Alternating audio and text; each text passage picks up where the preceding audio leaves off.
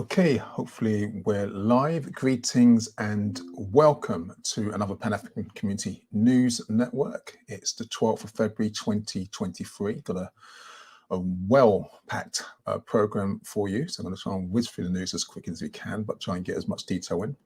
I'm in the studio as ever with the wonderful host, Sister Oleander. Hopefully she's up on screen. Can you hear me okay, Sister Oleander? And no, I can't hear Sister Oleander. So perhaps I can hear you. I'm sorry. Apologies. Welcome, great. everybody. You're there. Yeah. Excellent. Welcome, everybody. Okay. And as usual, it'd be great to know if you can see us okay. We should be streaming live on Facebook and YouTube. So if you can just drop a line in the chat, Sister Oleander will be monitoring that. And if you have any questions or comments to share, please, again, put them in the chat and Sister Oleander will read them out for us. But as usual, I'm going to take that risk that we're just talking to the other, and I'm going to continue with the first item. Now, as you know, we always start our program with libations. So the first one is a remembrance to a man by the name of Barrett Strong, who became an ancestor this week. He's got quite a rich history, actually. Many people don't actually know his name, but he is completely connected, inextricably so, with the history of Motown. That's the great Detroit label that put out a lot of soul, pop hits in the 1960s. Now, many people would say that he's actually one of the leading factors of it becoming socially aware and involved in social justice type issues, because he wrote and co-wrote many of the legendary tracks that we kind of like associate with many Motown artists. Some of the songs he put out were I Heard It Through the Grapevine, Papa Was a Rolling Stone, War. He did that in partnership with, what's his name? Norman is it Whithouse? Oh God, my memory's gone bad. Norman Whitfield, that was the name. But unfortunately, he is not so well known. We don't hear the name Strong that much because he had a debut or a dispute with Berry Gordy about his rights. He sold his publishing rights at one stage, something that he bitterly regretted. And one of his first songs, the first one he ever wrote, which was Money, That's What I Want, came subject to a massive dispute with Berry Gordy about who wrote it and who didn't write it. I think it was resolved in his favor in the end, but he regrets selling those rights. But one of the things he said in an interview not too long ago in New York was that songs outlive people. And so, like I said, many of the songs that he did, some of the classics that he wrote have lived on and will continue to live on. So I'm sure the ancestors were pleased with his work as he joins them in that realm. The next I don't know, it's a libation, but it's also an appeal. Goes out to a sister who we don't know her name. She's often referred to as the Wembley Point woman because that's where her body was found. And we just had a release of an image showing what she looked like, or at the time. This is 18 years after she passed away. She was found dead at the foot of a London building now called the Wembley Tower in London on the 29th of 2004. She was unable to be identified despite many efforts by the authorities. And I thought it was quite poignant to place her here because we have an image now. We have, you can see the photographs of the jewellery she was wearing, and you can see some of the artwork that was around her. Excuse me, some of the artwork that was found around her. So we don't know if she was an artist. She might have purchased it, she might have drawn it herself. We don't know. But it's just important to remember that every single one of us matters. And even in death, even when we've passed away, we need justice. So if anyone sees that face and remembers those artifacts, that jewellery, remembers the artwork, please get in touch with the authorities. We'd like to know who she was and what led to her death. What were the circumstances behind her death? The next libation is more a we remember. And this one is to the great ancestor Malcolm X, or El Hajj Malik El Shabazz, who on this date, 12th of February 1965, so we're talking about 55 years ago, visited people in Birmingham. And now, much is said now about his visit to Smethwick and the neighbouring areas, Sandwell. But back then, it's really interesting to note that there was a BBC camera crew who followed him when he visited to make some presentations and to speak to some of the people in the area. But the footage was never released. The BBC never let us hear what he had to say at the time. And I thought it was important just to remind us of that, because you can see in the newspaper article that we decided to share is that his visit was described as a rumpus, and he was placed in portrayed in a very negative light. But Malcolm didn't just happen to wander into that space. He was invited by Avtar Singh Johal, who was a secretary of the Indian Workers Association at the time. And you've got to remember the context of his visit. So he visited in 1965, but just the year before, in 1964, in Smethwick, the Conservative MP Peter Griffith had just won his seat, and he'd been using this Afrophobic slogan: "If you want an N-word for a neighbour, then vote Labour," and it was successful. So this was the context which led to the Indian Workers Association inviting Malcolm to speak, and Malcolm, being a Pan-Africanist, means that he's also centered on human rights. So even though the issues he was addressing wasn't directly, it was indirectly affecting people of African heritage, it wasn't they who passed the invite out there. He recognised that the plight of any minority community, because there were African people clearly in Birmingham, was one that he had to come and support.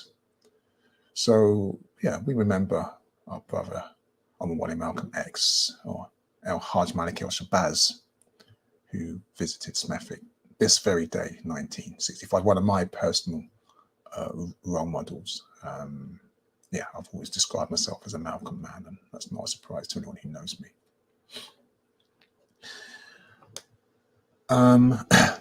We're going to go to a discussion on general UK politics, things that are taking place around the UK. But just as a reminder, you are listening, or I keep saying listening, I keep thinking about a radio program. You are watching the Pan-African Community News Network. I'm in the studio with Sister Oleander. We are going through news from a Pan-African perspective. We should be live on YouTube and Facebook. It's always good to have your voices, your opinions, your comments, your suggestions. So please don't be shy. Feel free, even just to let us know that you can hear us okay. You can send us a comment, on one of those platforms, and Sister Oleander's in the studio, who will feedback and share those comments on screen. So I'm going to go to the next story, and that's one talking about politics of 1965 and 1964. Let's talk about the politics of today. And we have a very interesting pledge, which is coming from Toyin, affiliated to the Labour Party, who said that actually she wants to make sure that African-led businesses are guaranteed access to many of the lucrative government contracts if Labour wins the next election. Now, she's heading up this race equality task force, and basically what we know is that there are billions and billions of pounds that are kind of released and paid out to independent contractors and organisations and charities through the government to support their communities, and none of them right now, are in receipt, and none of the major contracts I'm talking about, in receipt of African heritage organisations. So she's saying that will change if Labour wins the next election. I could comment on this. I mean, it is good that there's a focus on this, because often the organisations that do get the money, as we know, are those that's aligned with political actors, often playing, they don't call them bribes over here, but I'd call them a bung, where they make donations. There's a story going around in the media. I don't think I've covered it today, but plans to cover today. But there's a story going around about Kemi Badenoch, who's leadership campaign, she's the Minister for Equalities in the UK, her leadership campaign received a £2,500 donation from a woman who now, Ken Badenoch, has made sure has actually now taken a post in Equalities and Human Rights Commission.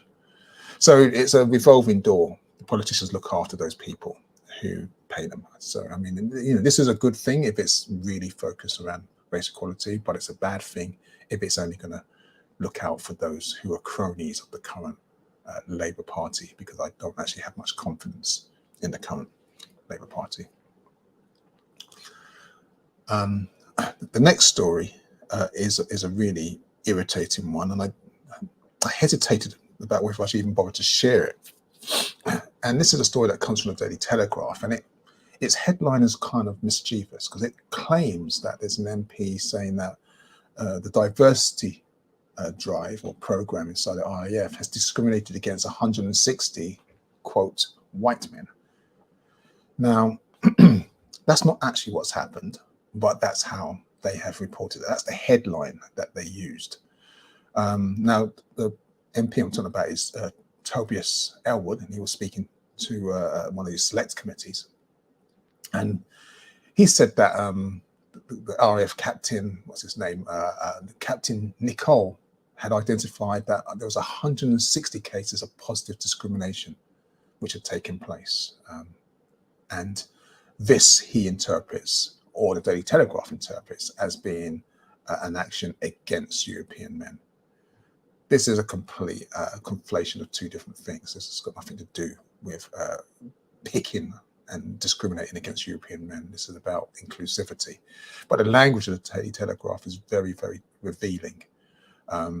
So what Elwood is going around telling people is that actually this diversity drive is prioritizing people from ethnic minority backgrounds and female candidates over better qualified European pilots, and that's not the truth. That's completely not the case. In fact, the Air Chief Marshal Mike Wigston, and he's the head of the Royal Air Force, he says, I can absolutely assure the committee that there was no compromise of entry standards, none whatsoever.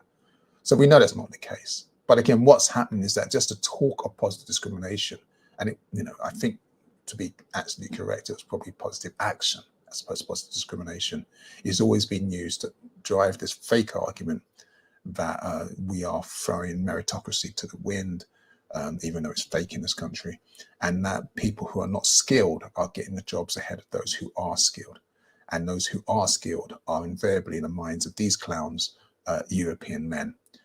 The reason why this diversity program came into place in the first place is because the Royal Mail is not only rife with racism, but it's also rife with misogyny.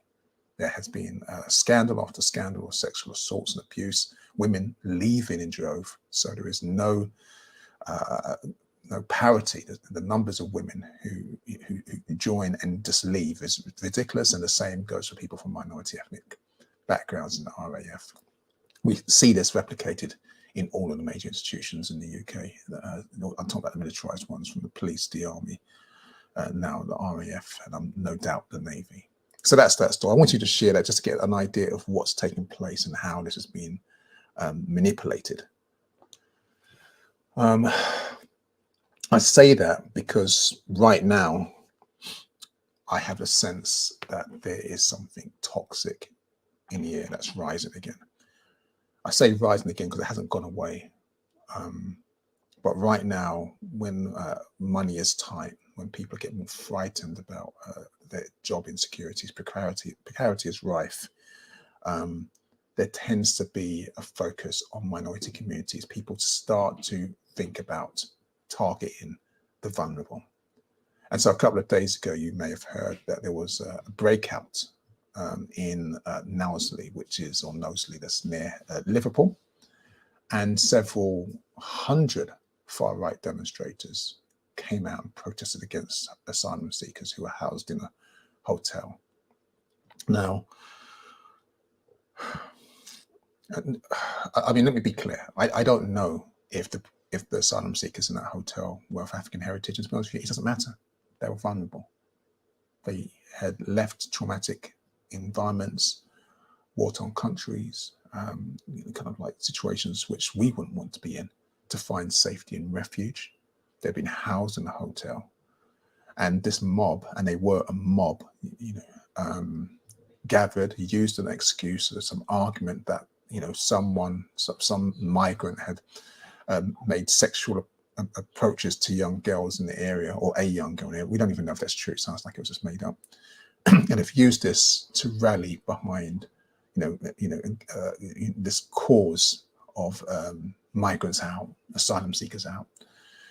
And they set fire to a police vehicle because they couldn't get to the asylum seekers in the hotel. They threw missiles at the police. There were counter protesters, liberals who came out in protest to the racists, who I would tend to characterize as white supremacists. And all in all, when the dust has settled, the police have said that there's some 15 people who they've arrested, aged between 13 and 54.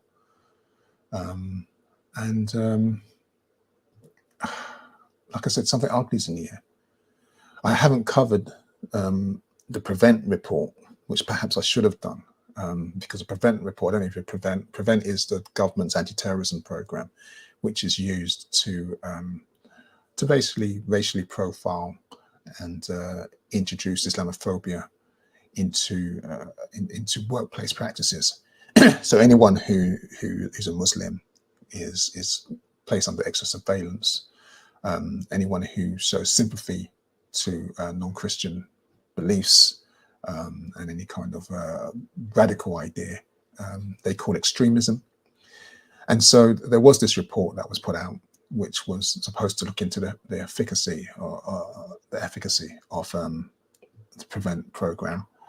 And the report went out. Clearly, the government wasn't happy with it, so they rewrote the conclusions and said that actually the PREVENT program has been watered down.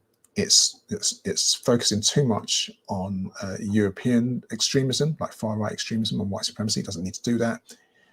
It's not, it's taking too much into account people with mental health issues. It doesn't need to do that. What it needs to do is stop this focus on white supremacy and far-right, the growth of far-right extremism in the UK, which is growing, but there's no doubt about it that white supremacy is growing. This kind of event that took place 2 days ago is an example of that. And focus back on minority communities, typically Asian people and some Africans who are Muslims in the UK, and intervene at all levels, even from primary school. If someone's reading something that's a bit radical, tag them to the authorities. So I think that all this, I should say, the Home Secretary Suella Braverman has actually, it sounds like it's her hands all over the report's conclusions. She said that this is the right approach, and that the government's going to focus not on white supremacy and kind of like far-right extremism, which she underplays. I think all of this is setting this culture, because it's only a few days after the report's published this happened, that you can be a white supremacist in this country and the law's not going to touch you. So don't mind anything that what ministers have gone around saying that this behaviour was outrageous. They're past. This PREVENT report is the equivalent of the Creed report for so the Creed report for racism and institutionalized racism. This is the PREVENT report is the same thing for institutionalized Islamophobia, of course. And in the intersection of that, we catch many people of African heritage. If Malcolm was here, he would be caught by both as an African and as a Muslim. So don't think anyone is safe by this. And so this is the first signs and manifestations of that kind of political trajectory that's taking place. I'm going to move on. You are watching the Pan-African Community News program. Is it the 12th? The 12th of February 2023. I'm not sure we have any chats. Sister Oleander is in the studio with me, so please feel free. You can contact us on Facebook and YouTube. I'm hoping that you can hear us and that you can see us okay. But I'll keep going on, and hopefully you're finding this information quite useful. And so the next story, which is still linked to the previous report and the previous story, is one where the Home Office is actually now fessed up and has actually said, look, okay, the hostile environment which we produced to target Africans with Caribbean heritage is disproportionately affecting people of African and Asian heritage. We fessed up that that's part of the problem. And it's quite strange because that report was commissioned by the then Home Secretary, Priti Patel, and that's in 2020, at the heights of the Black Lives Matter movement. And it's good to hear that they recognize this. But if you look in the detail of what's taking place, it's quite scary, actually. So they've analyzed the figures and they've seen that when you've looked at all the data, that actually it's those people with a nationality belonging, that would render them as Albanian or Indian or Pakistani or Brazilian or Chinese. These are the groups that are most commonly found to be present and legally in the UK in 2019. But despite that being the facts, and that is the facts, the report found that it was those people who were Indian, Pakistani, and Nigerian nationals who accounted for over a third of the temporary migrant population that's been targeted by government institutions. I'm talking about benefits and social services and the like. So I hope you got that right. So this report, commissioned by the Home Secretary, the previous Home Secretary, Priti Patel, the one who was awful, who actually is now looking like a moderate compared to Suella Braverman, to deal with Windrush scandal, to see that this never happens again. The one who we spoke about in the last program, the Windrush scandal, who we now know that they're not going to follow through the recommendations. This assessment says that Albanians, Indian, Pakistani, Brazilian, and Chinese migrants are the ones most commonly found to not be compliant with the law when they're in the UK during 2019. But yet it's people of African and Indian heritage that are accounting for the most deterrent and deportations. Anyway, let me move on. And I'm now going to go through some UK policing matters. Unfortunately, we tend to have stuff to talk about in this every single program. I hope one day I can say there's absolutely nothing, but that doesn't seem to be the case. And so the first story is probably one we can characterize as a good story. And this is of a racist police officer who's been sacked for sending Afrophobic messages over WhatsApp. Now, again, this was made during that magical period of 2020 in the wake of the Black Lives Matter protests. We also found out, I'm not going to tell you the stuff that she said. You can find it online. She also was under disciplinary investigation for hiding her family's drug use from her bosses at the police. So her conduct, it was a misconduct, what do you call it, investigation, or what you call it, tribunal that she was facing. So she was being scrutinized for Afrophobic conduct or racist conduct. They call it anti-black. We don't use the term anti-black, we use Afrophobic. And, kind of like hiding the fact that her family was quite addicted and linked to drug usage, which is something you have to report straight away. So they did fire her. She argued quite interestingly that, that because the WhatsApp messages were done privately, not when she was on the job, she has a right under human rights legislation for free speech, blah, blah, blah, blah, blah. And so she was saying that actually they didn't have a right to fire her or to challenge her over something that she had written off duty. But the panel made a really interesting decision and statement about this. And they wrote, the words exactly were, the fact that the racist behavior took place in private is irrelevant. Police officers cannot be racist on or off duty, and the use of the information obtained is limited to the current hearing. I should also say that as well as doing that, something else I forgot, she shared, and there was a whole lot of confidential information that she only had access to as a police officer. She shared that on WhatsApp with people as well. So she was a really corrupt officer. So I'm saying that she was sacked for sending Afrophobic messages, and that's how it's kind of being reported. I think I've got to be careful with that. I think she wasn't sacked because she sent Afrophobic comments. That's just one of the characteristics that we tend to find with officers that tend to be corrupt. I think she was so corrupt. The fact that she sent Afrophobic messages was just one of those things. I think if it had just been that she was under investigation for, I don't know if she would have been sacked. So it's good news that she has been sacked. But yeah, I just think we've got to be a bit clear about how we interpret these outcomes.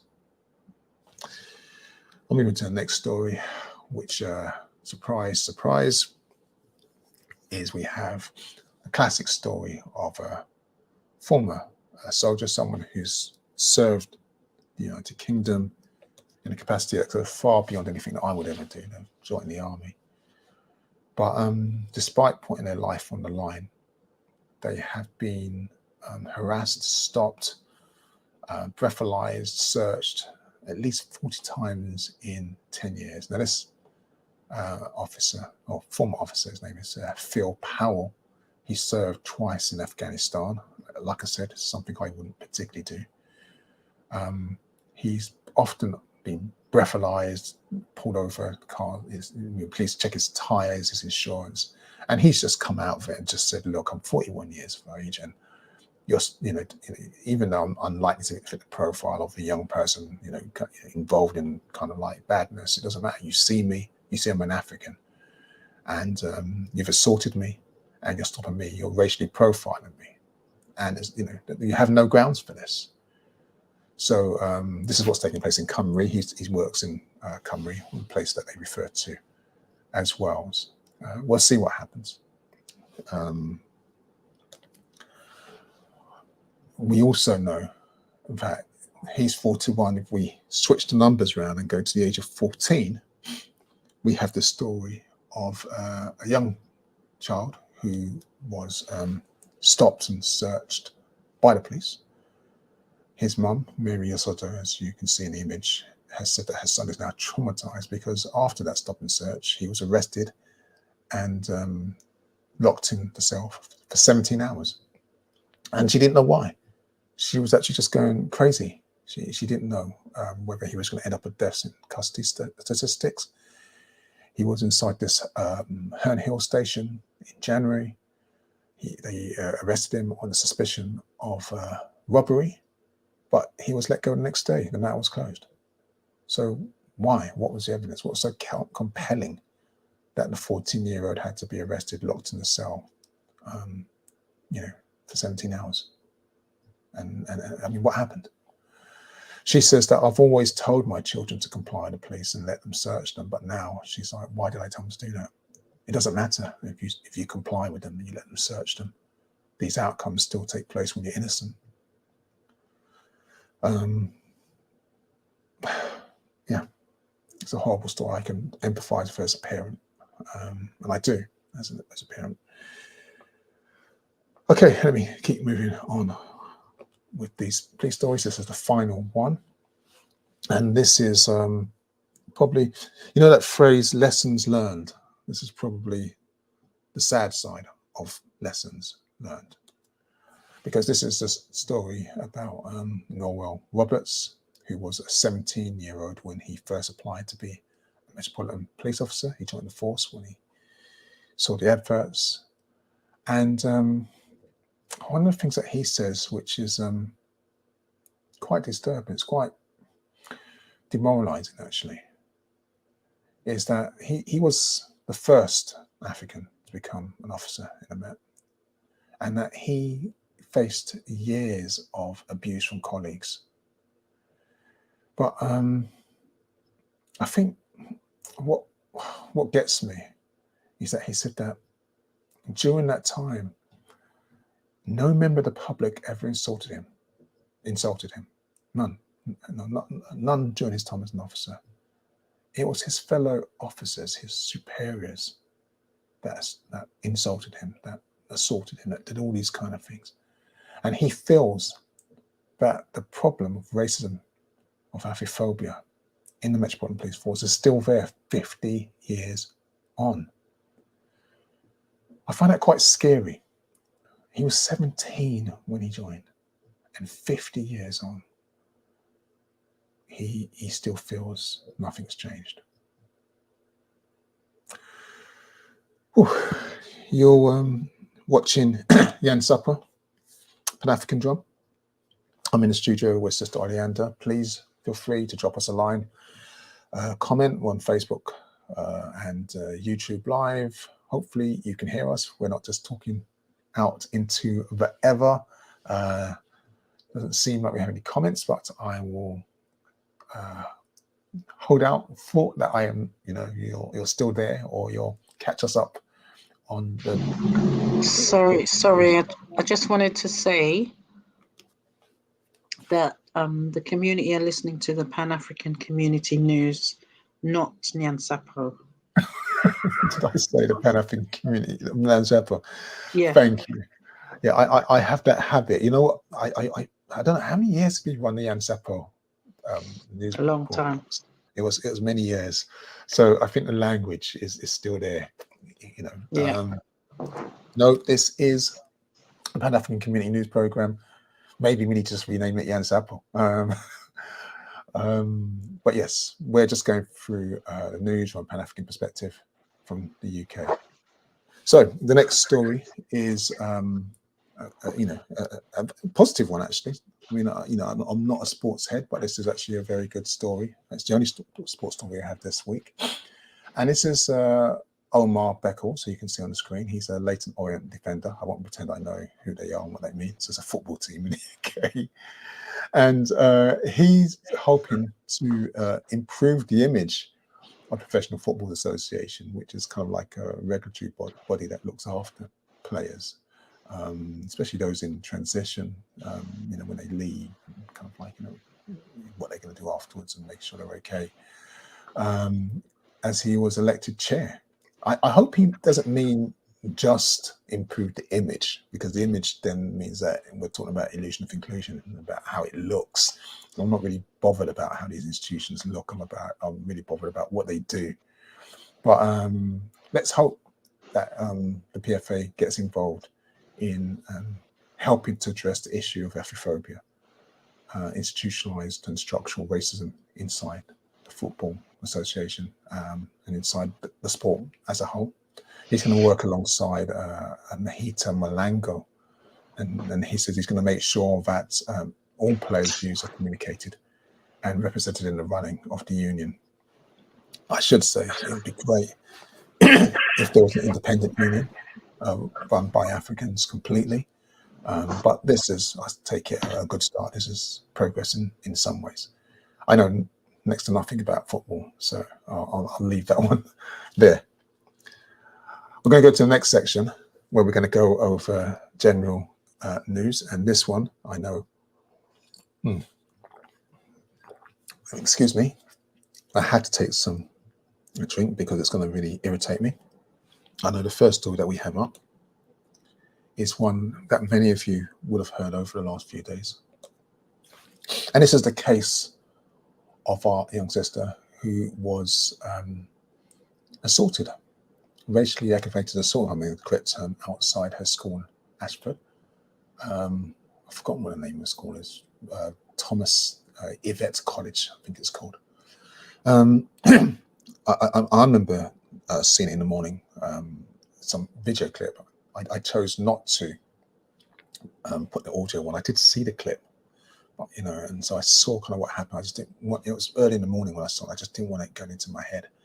But this footage, which is very distressing, was shared widely online, which showed our young daughter being punched, kicked, her hair was being pulled. Now, I mean, we don't share these things on here. I'll put images of some of the damage that she had, which is courtesy of our sister Cheryl Phoenix at the Black Child Agenda. But I'm not showing the video footage. You can find it quite easy yourself. But I do want to just, before going back onto the story, just want to remind you that actually there was an African-American psychologist who actually says that watching and repeatedly watching these kind of videos, especially that like the fatal murder, that's what I call it, of Tyree Nichols in America, can actually trigger trauma-related symptoms. I think he's a sociologist, not a psychologist, my bad. So before you watch these things, be careful. I mean, I tend to watch them generally so I can critique and I can push back and defend, but don't underplay what it does to you. Now, in this case, our young daughter did not die, thankfully. She's ended up with serious injuries. And you might be aware that what happened, it led to protests outside the college. And rightly so. If you see the footage, I think one of the most distressing things is not just the violence. The violence, if I'm going to be honest with you, is and please don't take me wrong when I say this, it's unremarkable in the sense that across the schools in the UK, this kind of fighting is taking place, and we want to stop all of it, and this kind of bullying, this racializing bullying. If what Raspect said, he's one of the people at the protests, said that she was called the N-word, and this led to kind of like a situation which leads to these European children beating up on her, ganging up and beating her. This thing happens all the time, and that's another issue that we need to deal with. This whole Afrophobia, adultification is one issue. What I find remarkable and what I find infuriating is that when you see the video, if you see the video, and you don't have to, you can just take my word for it, is that there are several adults present while this young girl is being beaten by this gang. And I'm talking about these are gang, I say gang, I'm talking about children. We're talking about 10-year-olds, 14-year-olds. I mean, we're not talking about people with knives or guns. There were adults there who could have and should have intervened. If I was there, I would have intervened without a shadow of a doubt. And I think the police made many arrests after this. One of the arrests, I think, is because one of the adults standing by was the mother of one of the girls that was beating up the young sister, the young princess. And she was egging on her daughter, from what it seems. Like I said, I wasn't listening to the audio, so I didn't hear what she said. I'm getting this from reports. And then there was a member of the staff, the head teacher was out there apparently. And he did nothing. I saw a driver pull up and watch, didn't get out of the car, did nothing. So we have a situation where you have all these adults watching this abuse of a child, doing absolutely nothing. The head teacher eventually intervened and stopped, and the police got involved, some called the police, etc. But by then it was too late. So the police have arrested, I think it was 5 or 6 people, children, adults. So there's a racially aggravated assault, I think is one. And the other one is child endangerment or something like this. And I think that comes from the fact that the adults who the child was in care, because they were outside the school gates, did not engage in safeguarding of that child. So I know there's been one of these petition things, and the last time I heard it was like 60,000 people signed up on it, and thank you for that, all those people who did that. As a result of that video, MPs have come out. We're talking about, from our community, African MPs have come out, demanded that the schools investigate. There's a call for an inquiry to take place. Ofsted are being written to. I've seen some amazing activity on social media of people getting engaged and starting to do that safeguarding work that we must do independently. We must do it. We can't rely and trust on these institutions to do it. So that's the story. I don't know if there's anything else I should share on that. If you've got any comments, of course, you can always put it in the chat. But it did upset my spirit. And again, what makes this remarkable is that we have video footage, not of the children fighting, but of the children bullying a young princess and adults watching by doing nothing. That's what's remarkable. This is happening all the time. We just don't get to see it. Someone recorded it. we don't normally get to see it. This seems to be an ongoing story. I'm not going to spend a lot of time on this one.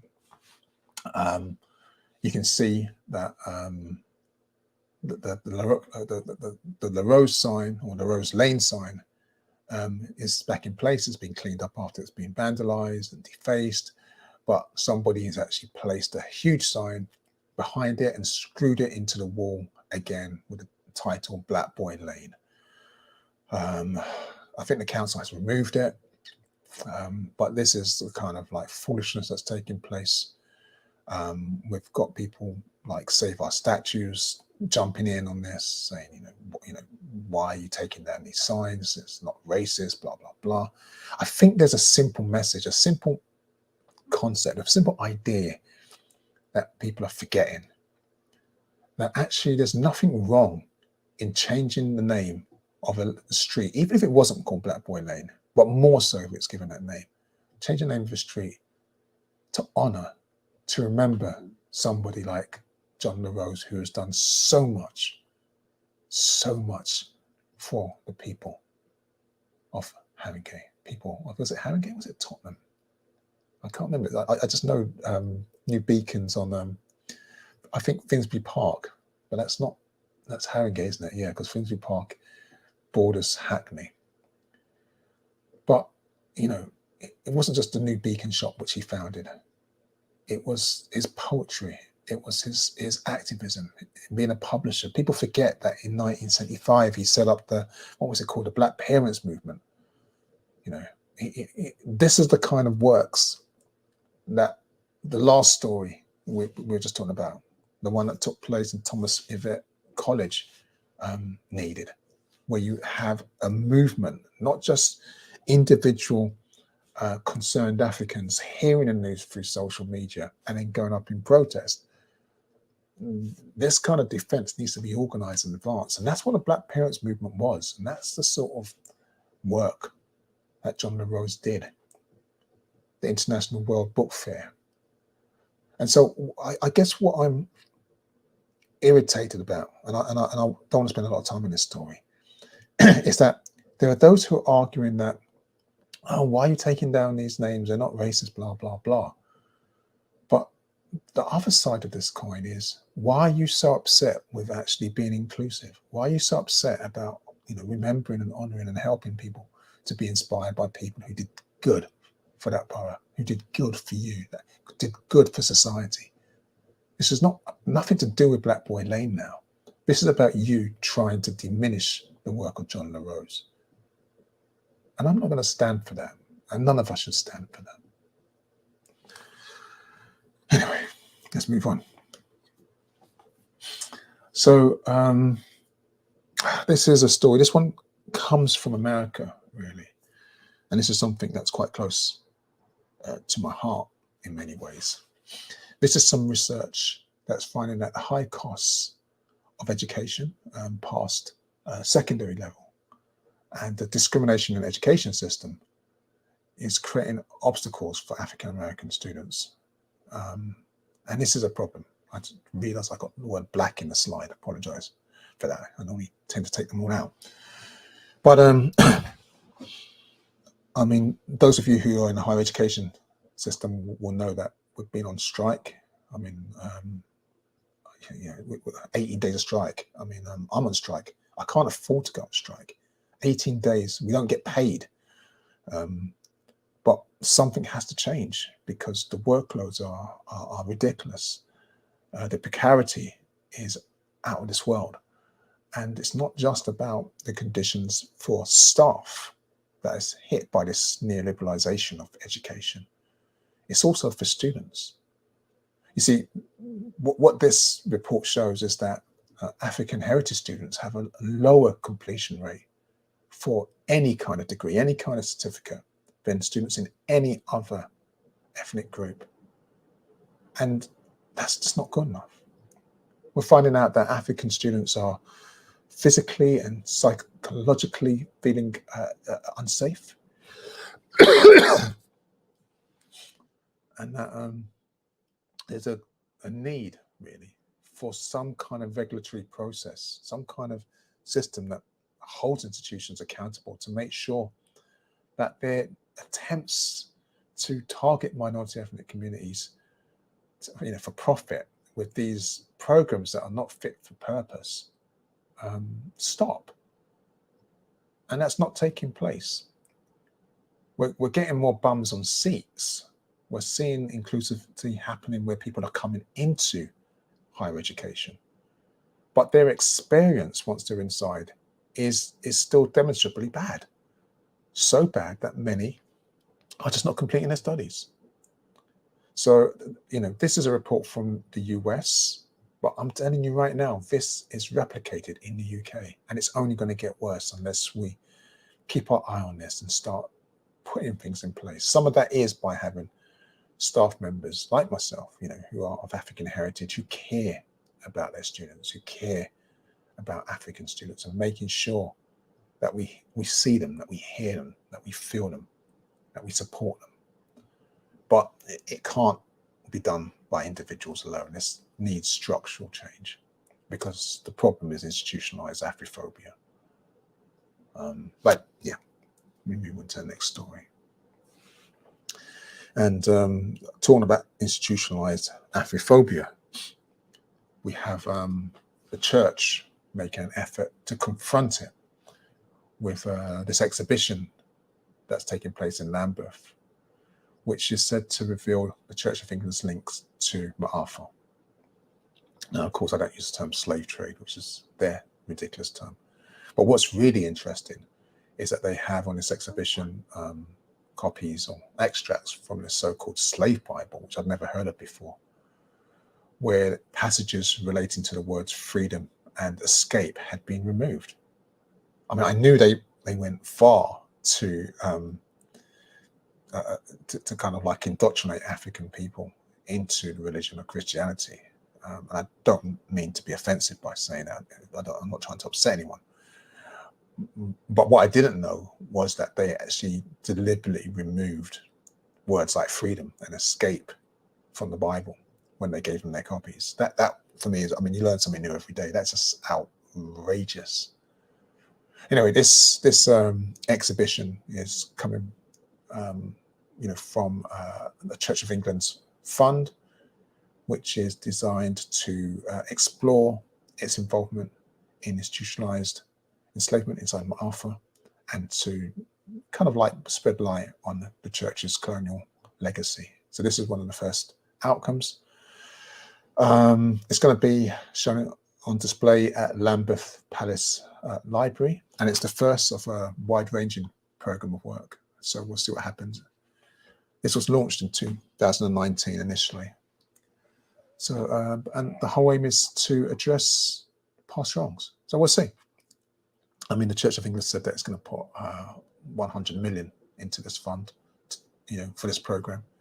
But it's been very clear that this is neither compensation nor reparations. So this is an education program. It's just trying to address past wrongs, but it's neither. It's not taking. It's not apologizing. It's not. I think there is some kind of measly mouth apology, but it's not compensation or reparations. I find in the articles that I read about this, there's a comment by our brother, Professor Robert Beckford, who's done an amazing film on this. So he's part of an amazing film on this particular topic recently. I saw it last year. And he says that actually, one thing we've got to be careful with these kind of exhibitions is that their focus on abolition obfuscates the horrors of Ma'afa, and also this willingness of the church to collude with the dehumanization of African people. And that's a really important point, because this exhibition doesn't really talk about places like the Codrington Estate. And the Codrington Estate, I'm not going to go over it, but hopefully you remember the Codrington Estate, which is a barbaric torture house, which was it was actually going to be a part of a play in this exhibition. It's just kind of like underplayed. Now, thankfully, this play, which is done by Desiree Baptiste, should help us to remember the role of the church in a real term. And I think there's a phrase that she said that I find really compelling. I know you can always get in trouble for saying these things, but she says, for me, not talking about cogitant would be like putting on a play about Holocaust and leaving out Auschwitz. And I think that's a really good way to help people who don't understand why we can't talk about the history of enslavement, of African enslavement, by focusing on abolition and not referring to the atrocities that took place. Anyway, I'll leave this story here. This play is going to take place in central London. I think it's at the library now, every day, 9:30 to 5 p.m. Well, that's the exhibition. I'm not sure about the exact day of the play. You need to find that out. And it's running until the end of March. So please, feel free to check that out. And if we're going to talk about abolition, it's really ironic because I was out with Sister Oleander today, and on the radio there was this ridiculous debate on one of those redneck channels about whether it was right for this British family to apologise and make efforts to make reparation by paying compensation. Reparation and compensation are two different things. For their family's role in enslavement. And it's a really interesting story because this family had, I think they call it a Trevelyan family. They found out recently that their ancestors had held African people enslaved in Grenada. They owned 6 labor camps. They call them plantations, but they're just forced labor camps. And this family, the Trevelyans, were shocked. They had no idea to see their name linked to it. And they decided, they got on, I think it was a Zoom, and decided, what can we do? And so they met over the weekend and they collectively signed this letter of apology and said, look, let's fundraise, let's get some money together and see if we can make reparation. So reparation is the apology, the compensation is the money. And I think they got a few £1,000. I'm not sure if it was 20 grand or something like that. They're not wealthy apparently. I'm not sure. Yeah, I had to look into that. In 1835, however, the family received £26,000, and £26,000 is worth like a couple of million now from the British government. But this is their act, and the Redneck program was really just trying to say to people, is this a good thing to do? Should people whose ancestors profited from enslavement, should those people who are still alive make reparation? And of course the answer is yes, but the arguments that many people come up with was, oh, no, we shouldn't. But good on them. That's what I say. Good on the family making reparation, signing the collective letter from the family to apologise. I wish more people had the courage to do that. Moving on to someone who lacks courage. I don't even know if I need to go on much about this. You've probably heard and was spoken about this protest bill that keeps getting tweaked by the British government. I think this one's the public order bill. And we had a lot of MPs, had a lot of organisations, the All Parliamentary Group on Race and Community have all written to Suella Braverman, who is the Home Secretary, saying that they're really concerned about this. What's been proposed, and this is just going to entrench racialized injustice. They don't say racialized, they say racial, but of course that's a misnomer. It's racialized injustice or racializing injustice. I think the Labour MP Clive Lewis, who's the chair of that group, he's saying it's becoming, putting this bill out, it's going to become more dangerous for people from minority communities. He used that ridiculous term, people of colour. And it makes it difficult for us to speak out on issues that are, dear to our heart, that affect us dearly. All this whiffle waffle in the air is useful, it's interesting, it's good. Not that she's going to do anything about it. Suella Braverman has proven consistently that she doesn't give a damn about things like human rights and dignity for all human beings. I think from our point of view, where do we focus on this public order bill? Well, a couple of things in this bill that are quite terrifying is this idea that somebody can be banned from protesting. So that's one of the provisions. So if the police find that you are likely to engage in protests, they can hit you with an anti-protest bill and tag you, or put you under surveillance to make sure you don't join a protest. Now, Braverman will continue to say that, well, we're only doing this because a minority of activists are disadvantaging and being a nuisance and inconveniencing the great British, the great working British public, some nonsense, term like this. But the idea that the police can actually hit someone with an anti-protest bill or anti-protest order, like an anti-social order, is scary. I would never obey it, but that's what's coming. So yeah, that's that story. Where else are we?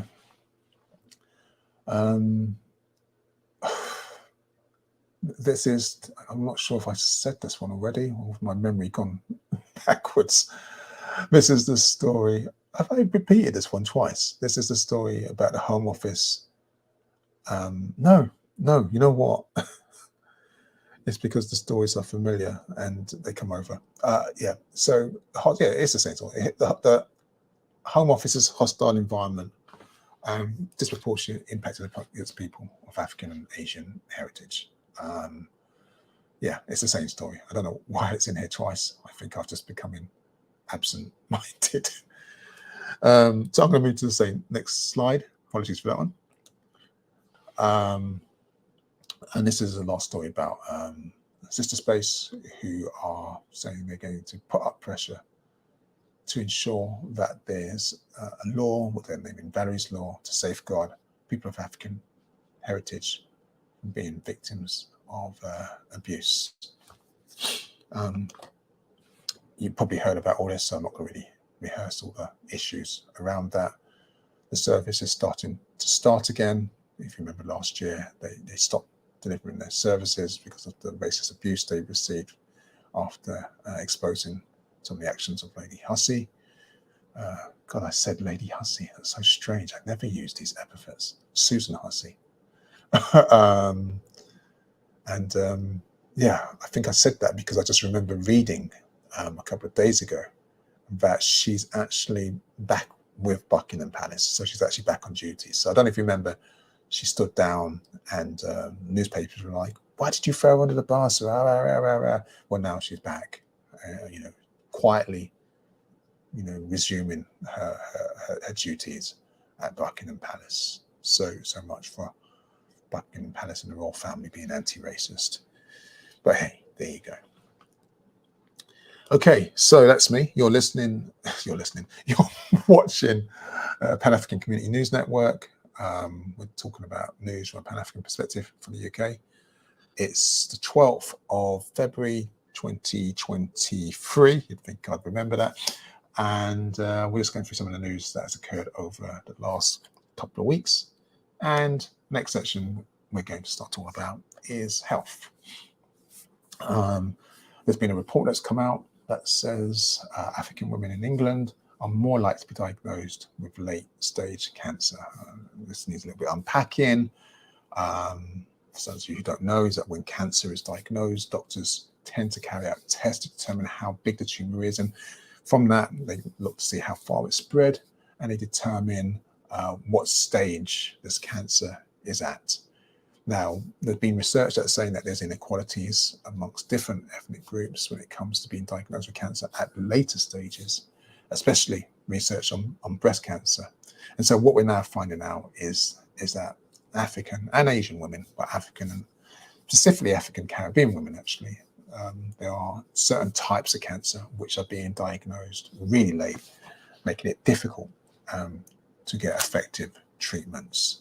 So there's many reasons for this, and I can't go into all of them. Obviously, we know about institutional racism, but the impact is that if women of African heritage are being diagnosed at later stages, stage 3 and 4, then the treatment that they receive is less likely to be successful.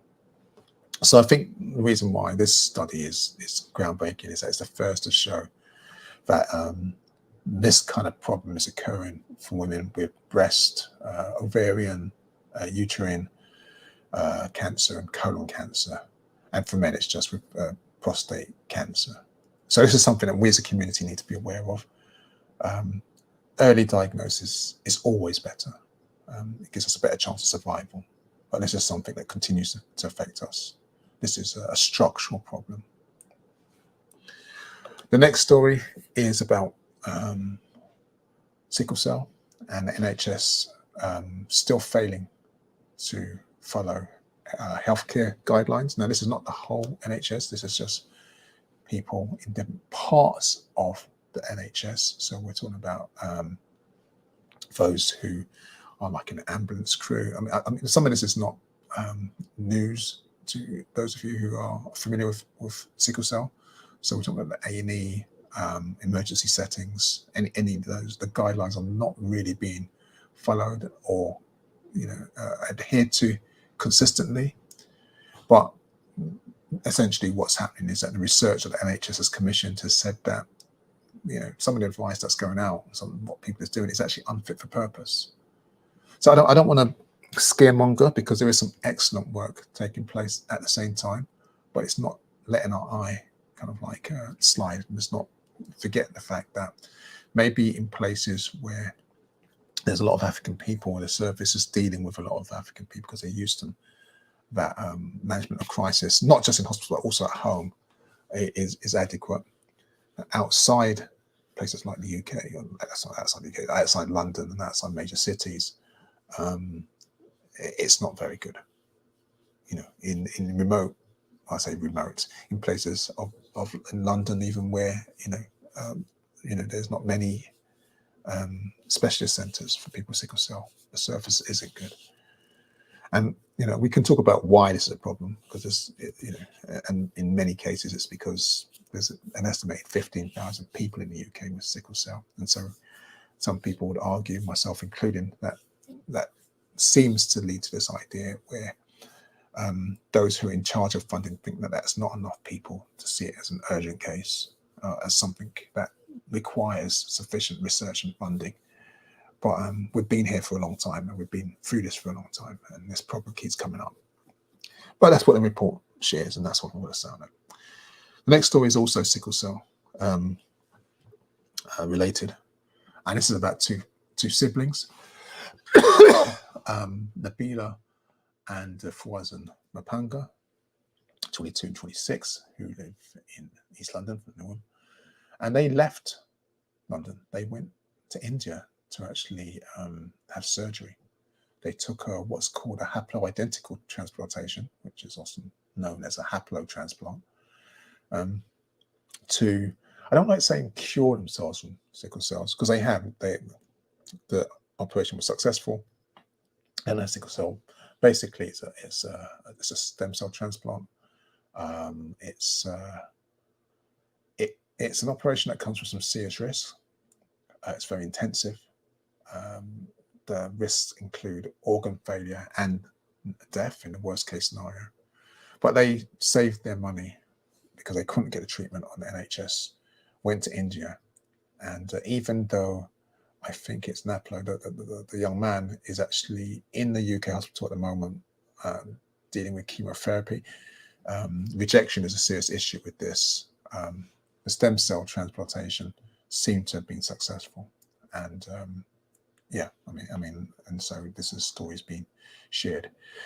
Now, the UK for a long time wouldn't allow this kind of treatment to take place, not bone marrow transplant or stem cell transplant, anything like this. But there are now currently some trials, randomized trials taking place by the National Institute for Health and Care Research. And if that's successful, there's a possibility that this will be offered to more people with sickle cell. It's quite complicated, the whole scenario. I don't want to give you a whole history lesson on this, but this sort of transplantation would normally in the UK only be given to children because it's so risky, and children were thought to have a stronger chance of their body generating and healing quicker than adults. I think it has been extended to adults in rare cases like strokes, etc. When it's a really, after the stroke, you can have it, not before the stroke. But I think some of the great work by the Sickle Cell Society changed that, so now adults can have it. But again, remember something like this. The reason I'm so hesitant to call it a cure is that stem cell transplantation can only occur with relatives who are at least a 50% match. So you've got to have at least the same parent or same parent, maybe mother or father, and even then, it is risky. So my hopes, and I'm happy that the benefits have been good. They feel life is better for them, both of them. There's 4 in the family. So 2 have got I think 2 haven't got sickle cell. These 2 have got sickle cell, and so it wasn't the 2 siblings who initially planned to give the transplant. I think it was actually one of the brothers and the mother that gave the cells for the transplant. But anyway, just in case you're interested in that sort of stuff, that's the background on that.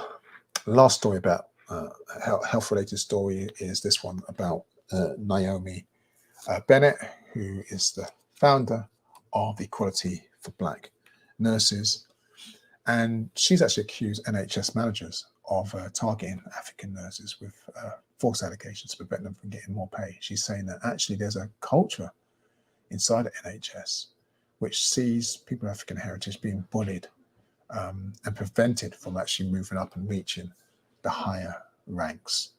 So I just wanted to share this because she's saying that this is happening to nurses who they try to progress, and even if they've got no history, of any complaint in the past against them, when they try to move, when they try to get a raise, when they try to make progression, they find that there are certain managers who are Afrophobic and target them. So Equality for Black Nurses is, I think, an organisation that's looking to highlight and support nurses who feel victim to these kind of practices. Excuse me. Yeah, I mean, I can give you statistics, but I don't think that's going to be very helpful. So on to the next section, and the final section, and my favorite section of the program. Hoping you're still with us. It seems very quiet. I know we've gone a little bit over time. Apologies for that. I said there was a lot to pack in. Let me just check Sister Oleander. Do you want to, let's just join, just double checking that you're still there. Yes, everyone, it's Pan-African Community News Network. Yes, I am still here. There's no messages or comments so far. People are quiet this evening. That's fine. Just hopefully everybody can still hear us and see us. Okay. Yep. Well, let's hope so. Thank you for that. Well, I'm going to go for the good news stories. So, I mean, I don't know if you want to comment or leave them on as we go through. Let's see what happens. So the first story is one of a Black Mothers or Black Working Mothers Network, the BWM, which is offering women peer-to-peer support. And this is a really interesting story. There's the sister, you see in the image, her name is Irene Mumma, and she said she's always faced barriers at work because of her ethnicity, even before she was a mother. And so she said that she grew aware of how few sisters she saw in senior positions. And if you think about that story about what's happening to nurses, that should resonate with many. But what she did is that in 2021, she thought she wanted to do something about this. She wasn't happy with that situation. So she started blogging about the issue while she was on maternity leave. And this grew into this network, which offers peer-to-peer support and educates women about their workplace rights. So I thought that was a good story to share. I don't know how you feel about that.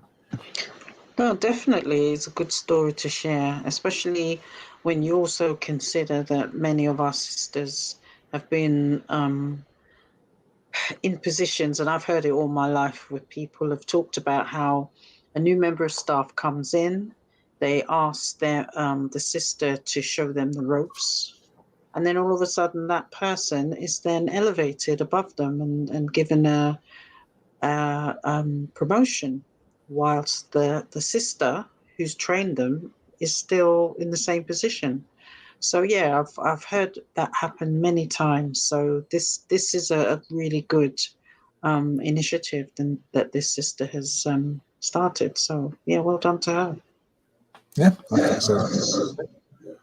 Okay, the next story is really a spotlight on a young woman named Fadumo Olo. I hope I pronounced that correctly. Now, she is a sports journalist. She's a broadcaster. She's also a commentator at Sky Sports, and she's partnered with brands like Adidas and Copper 90. And I think we're really just sharing her details because she's really making waves. She's really, she co-founded this podcast called "I Think She's Offside," and she's a youth worker at a charity, Ike South. I hope I pronounced that correctly. And it's just a charity working with young people from different communities, different faiths, different backgrounds to promote and encourage. And what I like, conflict resolution and the community cohesion through training, campaigns, and various other projects. So she's not just using her profile as a sports journalist and broadcaster just to help herself, but also to help her community and others in the community. I mean, she makes this comment about when Muslim women are silent, they're deemed to be victims of their faith, shackled by their hijabs and oppressed. And then she challenges this idea that when they speak out, that they are therefore enforcing Islam onto the world. She's just saying, no, don't judge me by what she chooses to wear. And so she just supports women to kind of like have a voice to speak out. So it's just nice to celebrate that. Definitely. Yeah, that's good. And she looks like a young woman as well. That's really good. Yeah, she meets a lot of sports personalities, and she's walking that talk. Let's hope she keeps on doing so. I have no reason to doubt that she would. Thank you, Fatima. Yeah. The next story is about the Black Pound Day, and this pop-up, which started in 2020, is growing rings really, because the first permanent Black Pound store was launched in Westfield, in White City. That was in June 2022, and then last week we had another one open up in Stratford. Now this one I think is going to run till the end of this month. And Swiss, who's the CEO, you've seen a picture. He's, I think, what's that group? So Solid, I think he came from. He's the founder of the Black Pound Day. And he's on a mission to make sure it's not just one day, that we recognise that we can do this longer. But that's two pop-up stores, one in Stratford and one in White City. And I think that's a good story. I think you dropped by, didn't you, or something, if I remember correctly? Yes, I was there with my sisters, and it's actually Westfield, so not Stratford, the old Stratford. It's in the Westfield, and the vibe was really nice. The only issue was the queue to pay, but what was really, really nice was that I think if people were in a different kind of shop, they probably would have just said, nah, man, allow that, just forget that.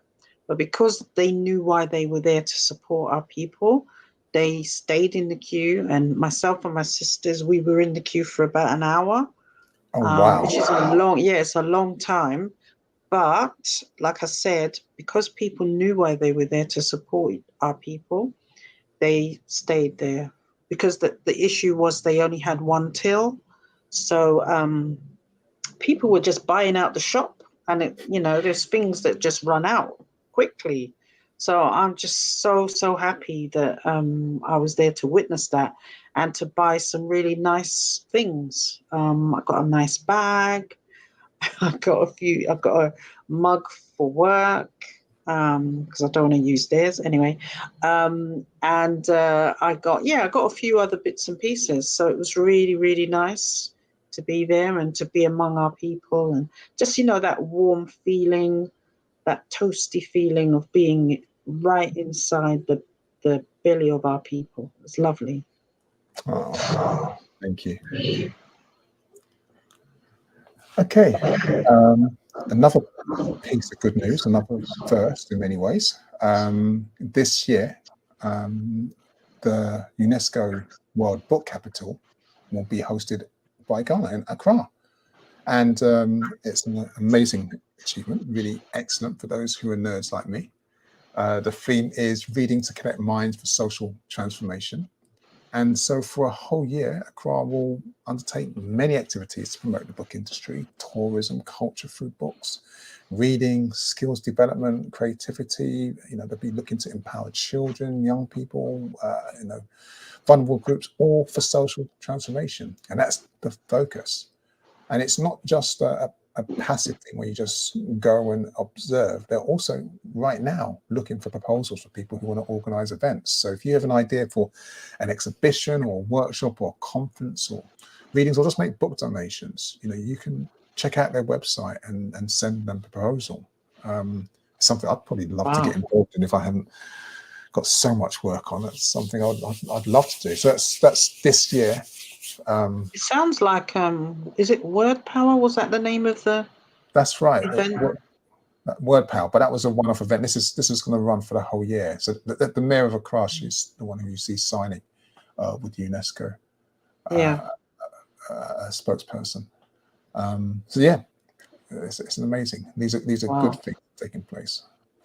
Often we just see our continent, kind of like through the lens of, I'm talking about in the mainstream media, of poverty and conflict and war. And well, of course, we're also doing the complete opposite. We're working together to increase literacy, to increase social, agency for social transformation, and all other kinds of things. Mm. Okay. This was another story that came out last week, and there's the story of there's a fund. I've forgotten who gave it. Should remember these kind of things, right? Of £120,000, and this fund is actually being given in grants to several African-owned restaurants. And the recipient, you can see that now, Santini Brown, who owns a diner at Sands in Brixton, said that the money is going to help expand her business and invest in her staff. And this is just a good outcome.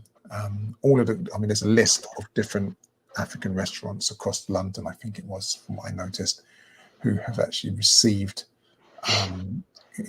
grants from this £120,000, because I think everyone's recognised that pandemic lockdown hit the hospitality industry quite harsh, and so, this little leg up is needed.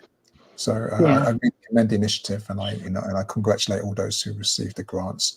I kind of do wish that it wasn't just for the 1 year. I'd like it to be rolling, just to help a bit longer. But this is a good outcome. Yeah. And the next story is I say story. It's a play. It's a 2-person play called Stars: The Afrofuturist Space Odyssey. And as I read it, it made me chuckle. I mean, of course, me being a nerd, anything that's talking about Afrofuturism, I'm going to be interested in. The plot will probably have me squirming in the theatre. It's meet Mrs. and she's described as an old lady who goes into outer space in search of her own orgasm. And isn't that where all orgasms go? So it's a 2-crew play. One's a DJ, I think the other one's the actress, and it's taking place in London on the 13th of April. That day rings a bell for some reasons. Before heading off. Is there no slide for that one? Isn't the slide showing? That's strange. Okay. It should be showing. Yes, Is it showing now? Yeah. Okay. I don't know what happened there. So so that's that's the play. So that seems very, very interesting. What's today? See, I think I've lost track now. Can you still see the slide, or has everything gone to pot? No, I can still see the stars slide. Right. Okay. Although it's quite dark, I don't know why. Okay. I can't see anything. So Oh, this is it's still the Afrofuturism. same.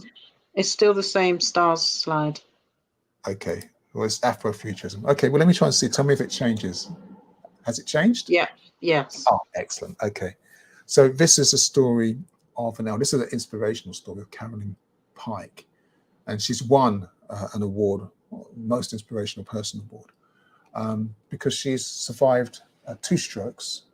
She's got retrograde amnesia, facial blindness, but despite this, she's still sparkling. She's still optimistic. She still continues to encourage people around her, despite the challenges she's facing every day.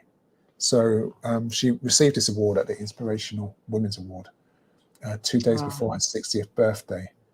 And even though retrograde amnesia robbed her of 93% of her conscious memory, she says, look, I'm just going to be the most sophisticated 3-year-old you'll ever meet.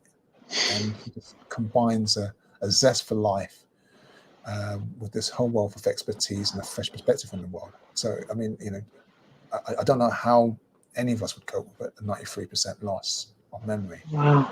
But she's still, everyone's saying she still inspires joy and invokes that in everyone. So, we just want to pay respect and tribute to her. I can't even imagine what that would be like, and it's amazing that she still keeps that energy. Wow.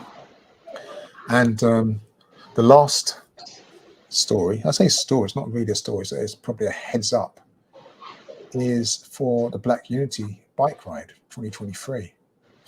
Now, I attended the first one, which took place in 2020, and it was amazing. It was, I can't explain what it felt like. It was the first event of its kind in the UK. I think across Europe, there was around 1,500 African people aged from, I don't know, 8 to 68 years of age, who all rode a bike in solidarity through London. The feeling was amazing. It was, I mean, I love cycling, and being with fellow cyclists, you just remember you're not alone in this. And then just when we're on the road, when we're in the parks, it was just an amazing feeling.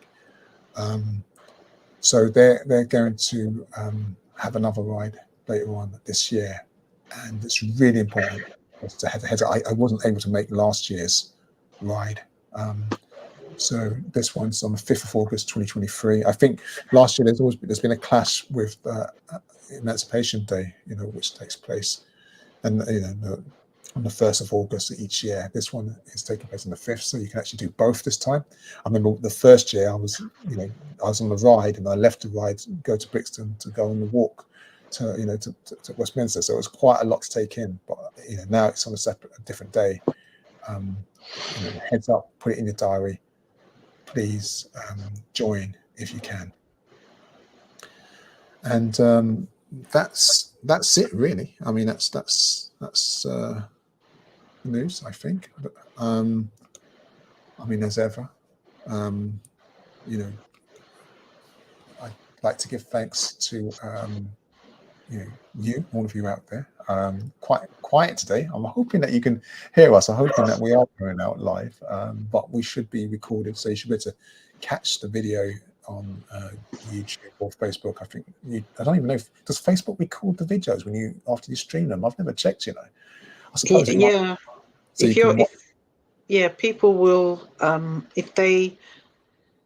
if they normally watch the video through Facebook, it will sort of put it up there on their feed, so they'll see that there was a video that was done by you. Okay. So, I mean, you're welcome to watch it. And also, please feel free to drop us any notes. I want to give thanks to our researchers, Brother Colin, Sister A. Give thanks, and all of you Legali supporters and community. We still receive the donations, and we give thanks for that. We're still doing the work that we can. Sister Oleander, there's anything you want to say before we sign off? No, just to say, thank you so much for your support. We really do appreciate everything that you do and everything that you donate and everything that you say. It's all really important to us. So please keep doing it, and hopefully we'll see you again in 2 weeks' time. Yeah, thank you. Yes, yeah, and yeah. So we will be back on the 26th of February, 2023. Yeah, that's this year. So as Sister Oleander said, thank you.